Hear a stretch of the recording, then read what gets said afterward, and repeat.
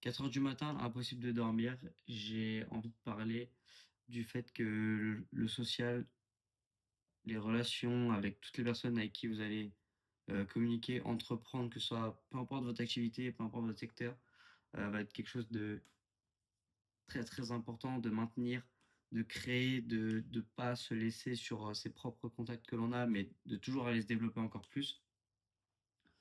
Donc, en premier temps, je pense que peu importe ton business, pour moi, déjà, pour lancer un business, pour tous ceux qui veulent se lancer dans le business, et cetera, tu peux pas te dire, «Je fais du business, je fais ci, je fais ça», tu vois? Au début, tu vas te demander par où tu vas passer. Tous les grands, tous ceux vont te dire, heu, tu prends une problématique d'une entreprise, tu vois comment tu peux la résoudre, tu crées un outil pour, y répondre et après tu prospectes, tu prospectes, tu prospectes. Maintenant, je pense que c'est peut-être pas forcément le système le plus adapté. Certes, ça permet de créer quelque chose de nouveau, d'innover, et cetera, pour des boîtes, même si tu crées un produit qui est déjà existant, ça peut être intéressant pour les boîtes. En revanche, je pense que pour moi, c'est pas le le bon canal pour réussir un business, entre guillemets, je prends le business, mais d'entreprendre quelque chose, c'est tout simplement de prendre quelque chose que tu aimes, tu vas le prendre à 360. Donc tout ce qui va toucher cette passion, ce que tu aimes, et cetera, tu vas prendre à 360, tu vas regarder tout autour ce qu'il y a. Pourquoi est-ce que toi tu aimes ça? Comment est-ce qu'il est arrivé dans ta vie et comment est-ce que tu peux le rémunérer? Évidemment, puisque c'est le but, d'un business, c'est de faire de l'argent, évidemment. Tu vas voir comment enfin, qu'est-ce que tu aimes et quelle partie du business est-ce que tu peux intégrer? Maintenant, une fois que tu as réussi à souligner cette partie, comment est-ce que tu peux le rémunérer?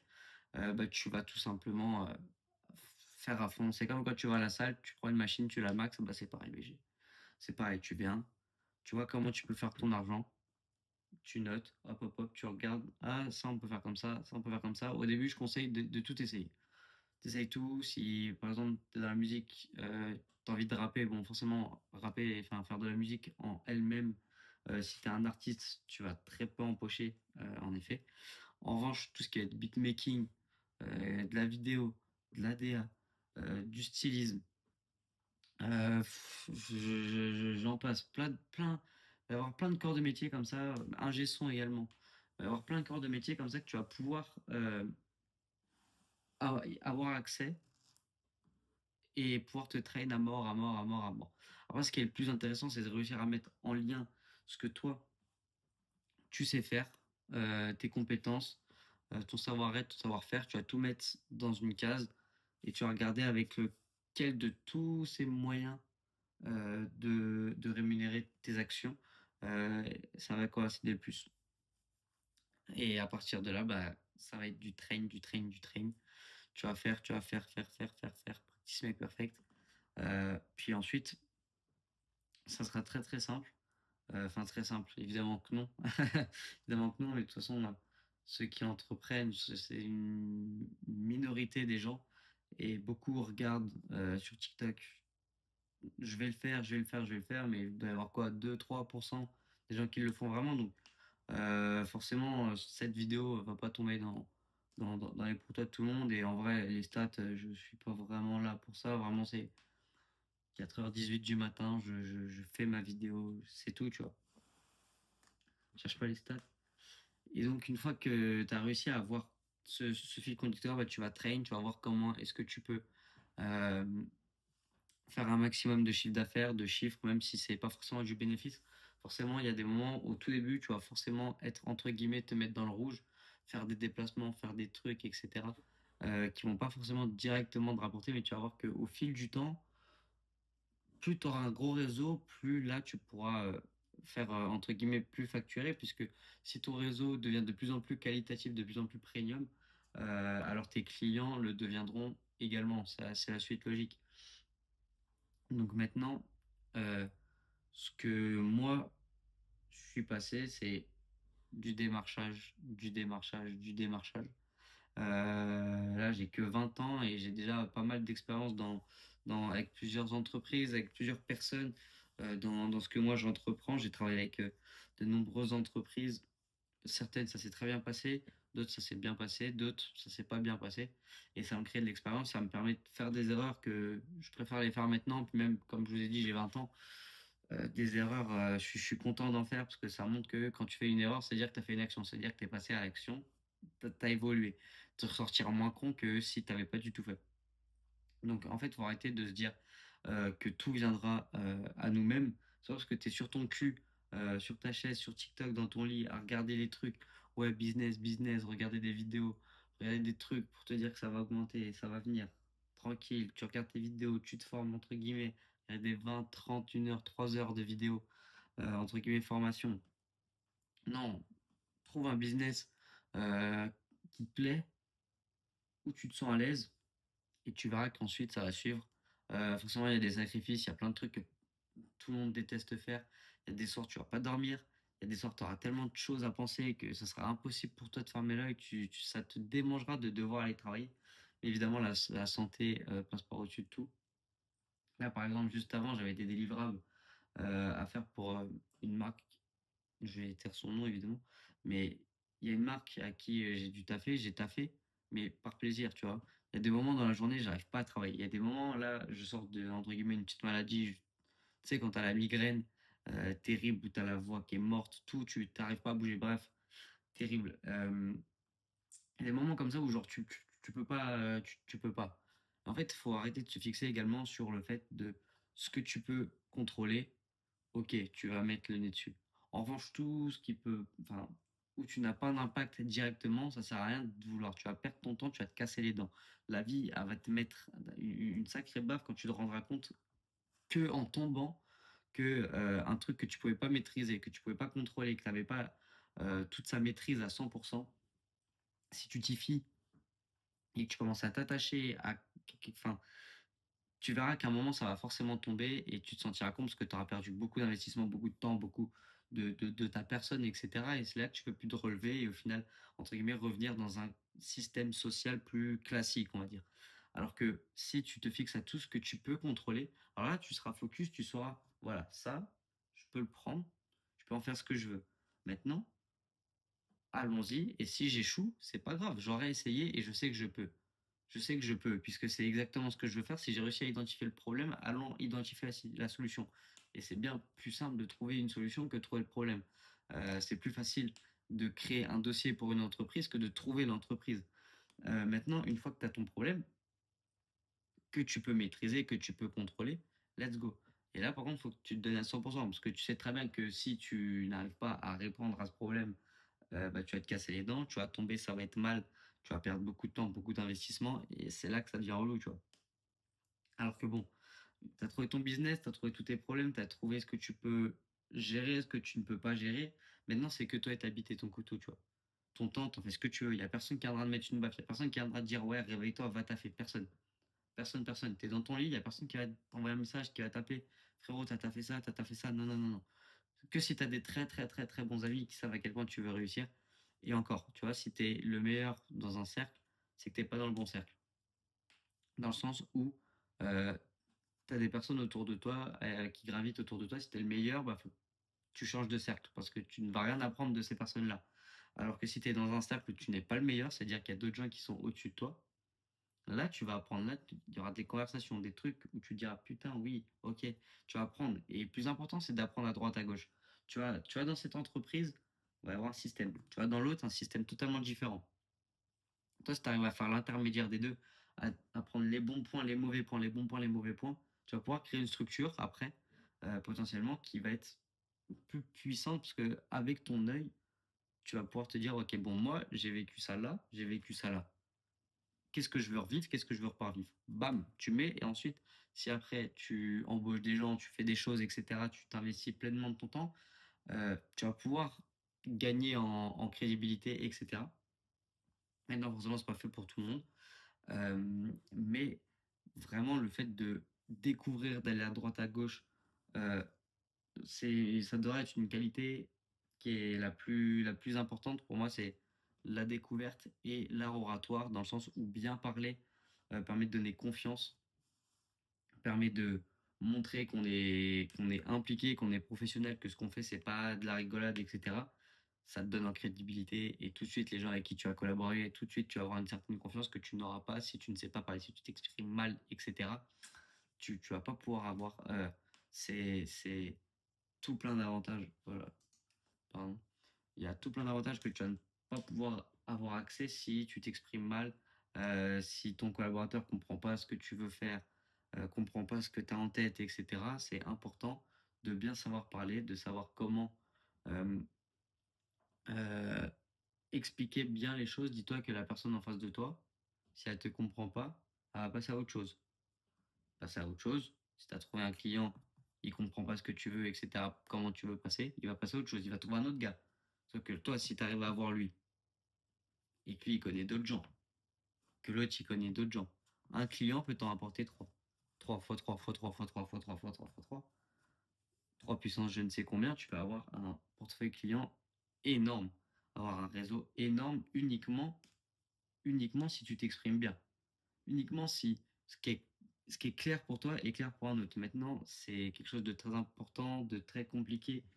Ça, c'est soit tu t'es né avec ou tu n'es pas né avec. Exprime-toi bien, mais toujours essaye de bien t'exprimer, montrer que tu es propre sur toi. Premières impressions, la plus importante.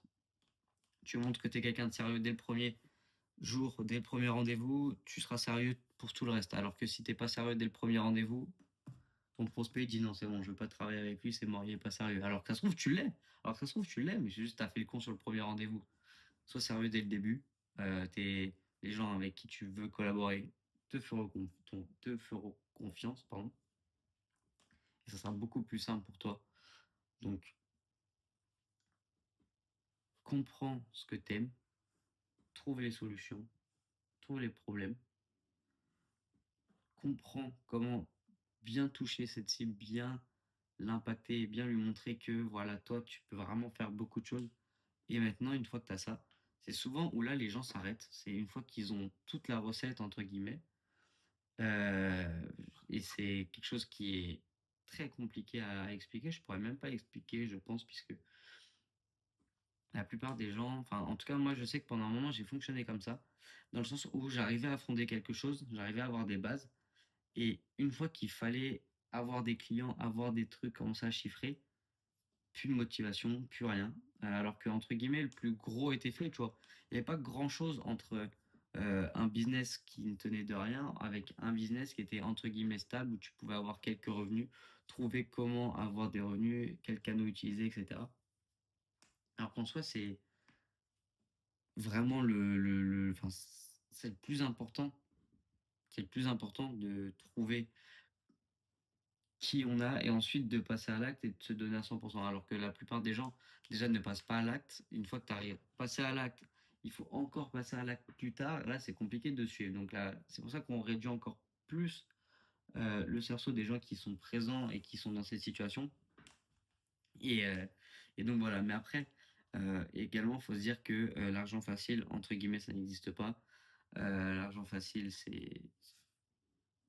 Personne ne peut vous dire ce qui est l'argent facile, puisque il y a très très peu de business où tu ne fais rien et l'argent rentre. Sinon, ça se saurait, sinon ça serait les techniques magiques, etc. Mais non, non, il y a forcément un moment où tu vas devoir faire un apprentissage monstrueux pour connaître à 100% ton domaine, son marché, comment il fonctionne, qu'est-ce qui peut le faire, grimper, descendre, peu importe. Il faut que tu connaisses, il faut que tu aies un socle de connaissances énorme dans un business avant de te lancer totalement. Il faut que ça te plaise, puisque une fois que ça va te plaire, tu vas voir que ta zone d'apprentissage, elle va être trois fois, quatre fois plus rapide que si tu n'aimais pas du tout ce que tu faisais et que tu faisais ça uniquement pour l'argent. C'est pour ça que le fait de trouver une problématique pour les entreprises, ça peut être bien si c'est vraiment ta passion, si c'est vraiment un métier passion, oui, là forcément tu auras des résultats.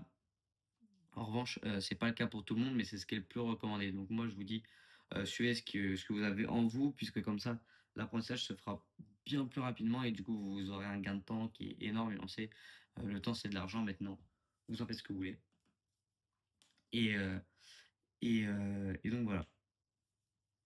Maintenant, pour être honnête, comme je vous l'ai dit, c'est très peu de personnes qui font ça. Et, euh, et le plus important, c'est d'avoir un réseau, mais plus ton réseau sera gros, plus toi-même tu seras puissant. Je vais m'expliquer. Parce que un réseau, C'est un gars qui connaît d'autres gars. Et ce gars-là peut connaître d'autres gars. Tu peux pas aller trop loin avec le gars d'un gars d'un gars d'un gars. Tu connais un gars qui peut avoir un autre gars dans son numéro de téléphone, dans sa lignée de contact.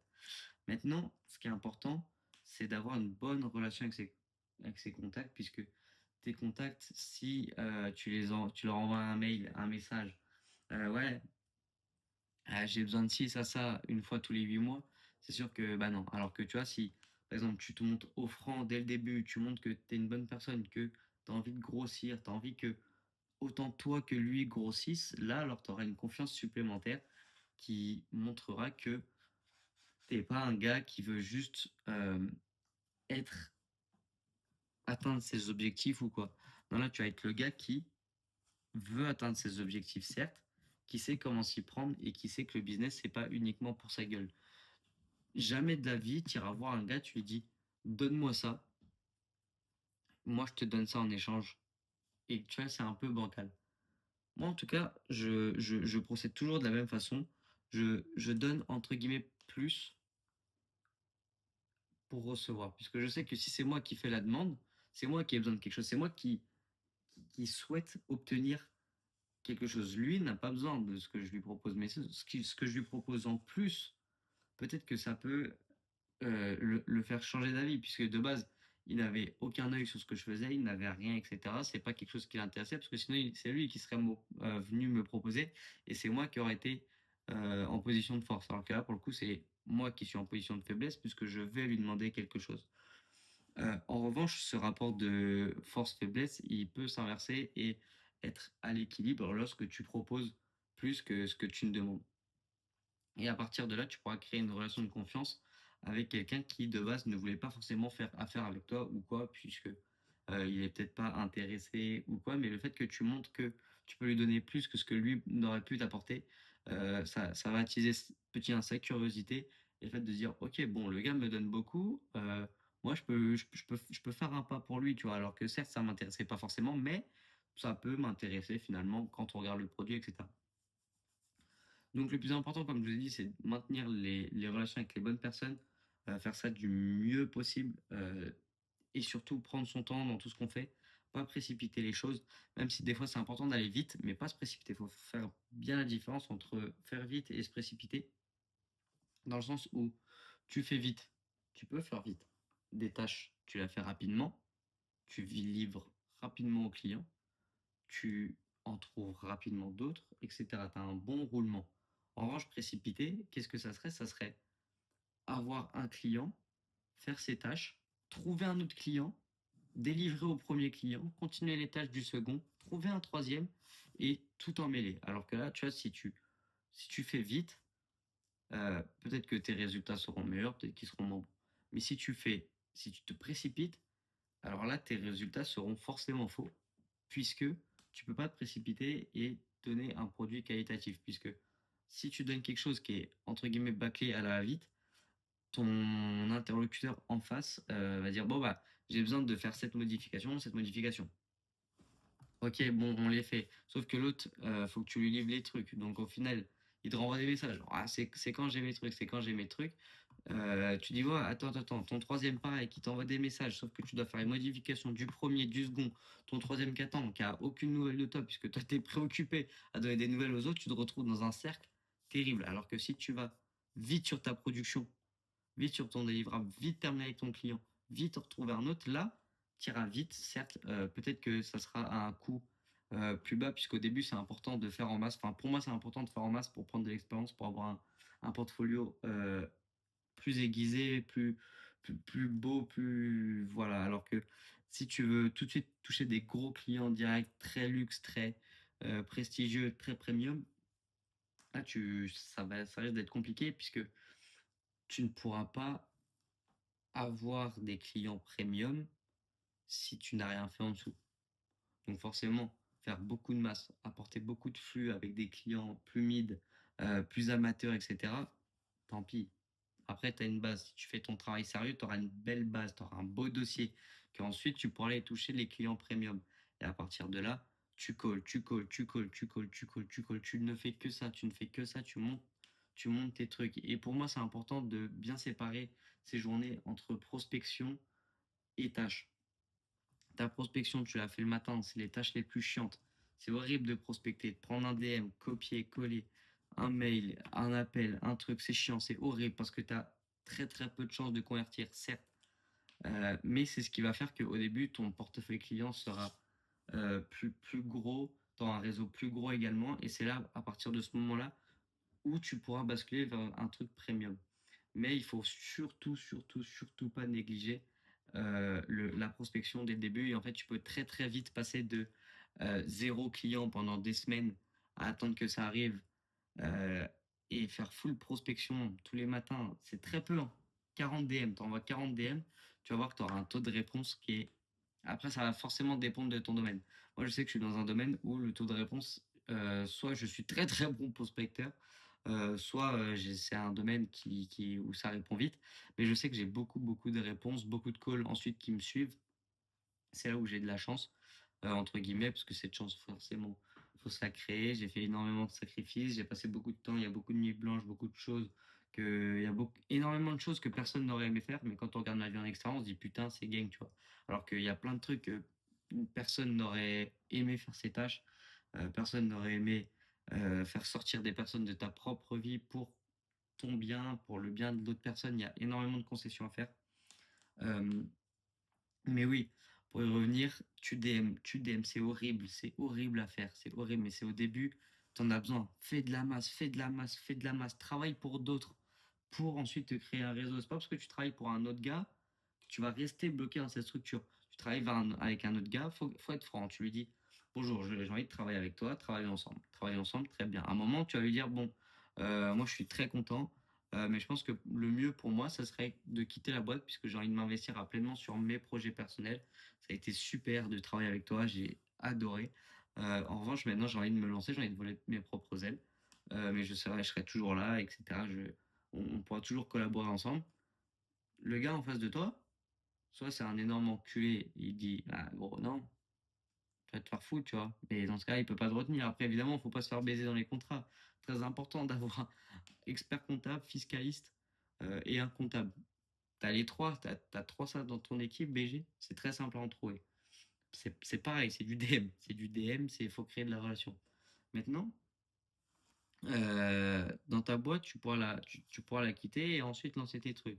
Moi, c'est ce que je favorise également. Au début, travaille pour d'autres, prends de l'expérience à droite à gauche, surtout si tu es jeune. Moi, j'ai lancé ce business-là dans lequel où je suis et je chiffre. J'ai commencé il y a peut-être 2 ans et j'ai fait énormément d'erreurs, j'ai appris énormément de choses à droite à gauche. Et maintenant, je sais que maintenant, je peux passer une step suivante. Il m'aura fallu 2 ans. Certes, il y a eu des mois et des mois où je n'ai rien fait, mais il m'aura fallu 2 ans pour vraiment passer d'une step à quelque chose de beaucoup plus premium dans mon taf, etc. Et j'ai eu le déclic que très peu, que finalement la prospection c'est le pire travail, mais c'est ce qui rapporte le plus. Ta prospection, si tu arrives à la mener comme il faut, tu fais ça la matinée, tu prépares tes prospects de 7h30 à 8h, tu déjeunes, 8h, 9h, tu fais ta liste de prospects, 9h, enfin 10h midi, pendant 2 heures, enfin non, 9h midi, pendant 3 heures, tu fais uniquement de la prospection. Les messages, ils doivent être qualitatifs, ils doivent être impactants pour la personne qui les lit. Faut vraiment que ça les touche. Et ensuite, à partir de là,